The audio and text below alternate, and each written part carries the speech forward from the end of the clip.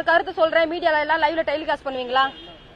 இப்ப பிஜேபியில இருக்கக்கூடிய ஒரு லேடிய வந்து கருத்து சுதந்திரத்துக்கு எதிராக வழக்கு போட்டிருக்குன்னு சொல்றாங்க. அதே வானதி சீனிவாசன் அவர்களை நான் ஒரு கருத்தா நான் சொல்றேன். இப்ப எல்லாருமே நீங்க லைவ் டெலிகாஸ்ட் பண்ணுவீங்களா சொல்ற கருத்தை? அதை நீங்க கருத்தா ஏத்துப்பீங்களா? எடிட் பண்ணி தானே போடுவீங்க, இல்ல பீப் போட்டு தானே போடுவீங்க?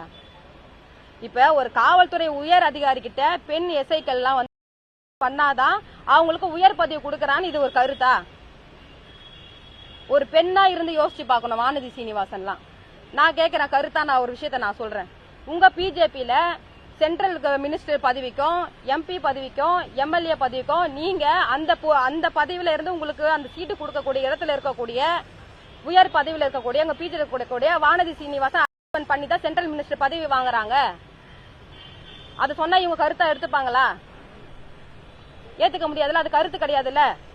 அப்ப இவங்க வந்து பெண்களை வந்து தமிழ்நாட்டுல பெண் காவலர்கள், ஒரு பெண் காவலர்கள்